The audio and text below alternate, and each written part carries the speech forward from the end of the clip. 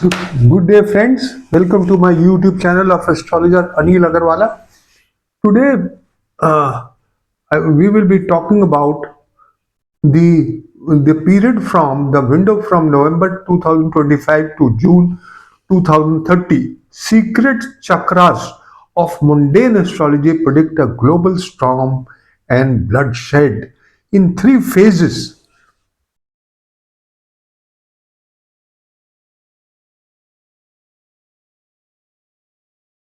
The global brawl brewing, the geopolitical context as we move into late 2025 and 26, the world is entering the most volatile phase since WW2. The following geopolitical flashpoints are already at a boiling point. US Russia confrontation via NATO, China Taiwan conflict escalating with maritime warfare possibilities. Israel Iran heading towards direct confrontation. India Pakistan tensions reawakening after terror blast. US China trade and Pacific Supreme battle. Middle East flare ups with proxy wars involving Syria, Lebanon, Yemen. Each of these global hotspots is Mars driven, and every war triggering astrological layers is becoming active simultaneously. This is why the Sangata chakras are essential and most secretive tools in the mundane astrology to predict untoward happenings and war. I have not seen even a single astrologer on the YouTube or any blog who uses the chakras. They are not even aware of the nine layers of mundane astrology, and they are predicting. So I have found the following. This is why Sangata chakras are essential now. They reveal the unseen karmic collision of planets that ignite global conflict. Why Mars and Saturn Veda means war. Mars and Saturn Veda does not necessarily mean their conjunction or opposition. We have to see in Rashi and Nakshatra Sanghata Chakra. If there is a Veda, then it is prone to war. If the conjunction is taking place, then it is worst. Like in the case when Mars and Saturn, along with Mercury, will be at 13 degrees in Pisces on the 20th April 2026. It will be most volatile and a storm in the global arena and bloodshed. Now, why Mars and Saturn Veda mean? Mars signifies violence, ammunition, aggression, soldiers, explosions. Saturn signifies death, karma, suffering, destruction, mass casualties, nations' fear, and vulnerability. With these two planets join, oppose, or afflict each other, even indirectly, the result is bloodshed. But the colossal masters insisted even if Mars and Saturn are in Sambandh in transit, the Sanghata Chakra Veda must be examined. If it is there together with the conjunction or opposition, then it is the worst time. Historical proof May June 1984. The India bloodshed cycle. During 1984, India witnessed Operation Blue Star, assassination of Indira Gandhi, anti-Sikh riots, national emergency like atmosphere. The astrology was crystal clear. Concentration of planets in Taurus, Mars and Saturn in Libra, and the 2-7-11 triangle was active, where there was Veda between planets in Libra, Mars and Saturn in Taurus, and in Taurus.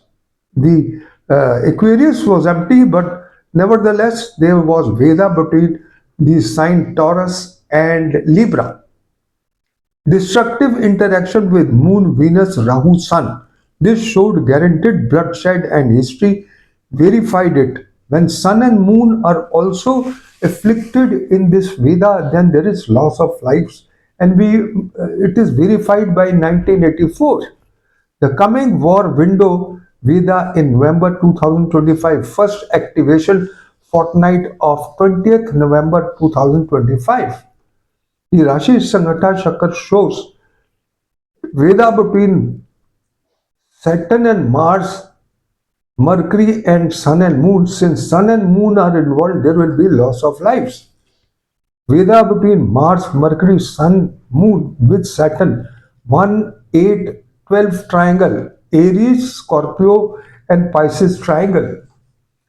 This is violent configuration, and in mundane astrology, it signifies warlike aggression, terrorist attacks, surgical strikes, border clashes, escalation of dormant conflicts, military mobilization. This is the first spark of WW3 energy. It is not only for India, but it is for worldwide. So India may also be aggressive in this time frame from 20th November lunation chart to 4th of December. And it is applicable to the complete world also. Second activation is 20th April 2026 Nakshatra Sanghata Chakar.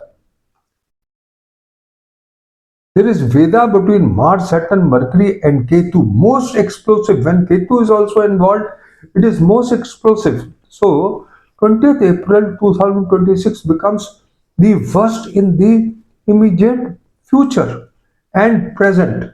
And present as we see in the lunation chart of 20th November. Veda between Mars, Saturn, Mercury, Ketu. This is more dangerous than November 2025. Nakshatra Sanghata Chakra is decisive. It indicates global war taking structural shape. Alliances forming NATO versus Russia, US versus China. Invocation of emergency powers, large-scale troop mobilization, escalation in the Middle East and South China Sea, clashes with long-lasting geopolitical impact.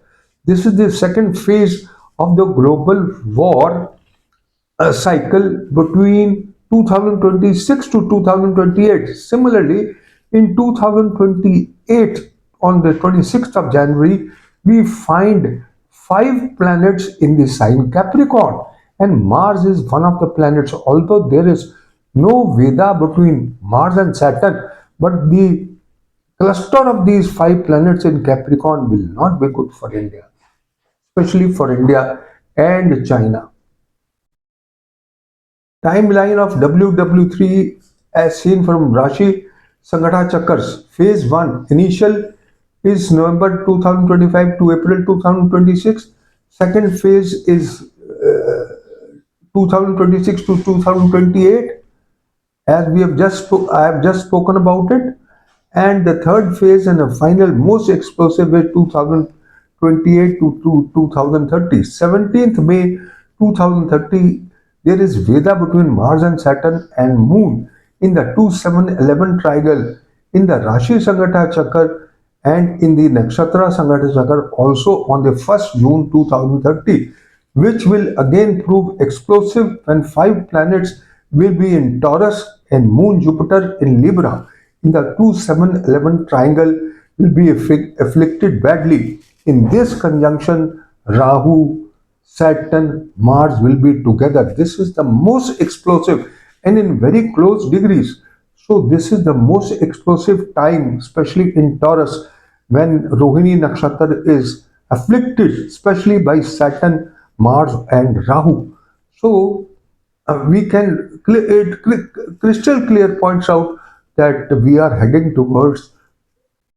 inching towards the WW3, but at a slow pace. The pace has already started. So, and I've made these chakras in my article. You can go through it. No astrologer has predicted on this basis. Let me be very honest about it.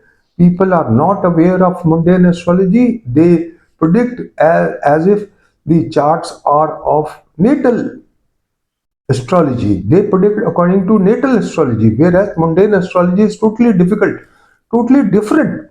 I've not seen even a single astrologer following the nine principles of mundane astrology. Maybe it is Abhigya Anand, maybe it's any other astrologer for that purpose. Maybe it is PV Narasimha Rao, the topmost two astrologers of the world. They are not using these techniques. If they use these techniques, they can fine tune the things very much.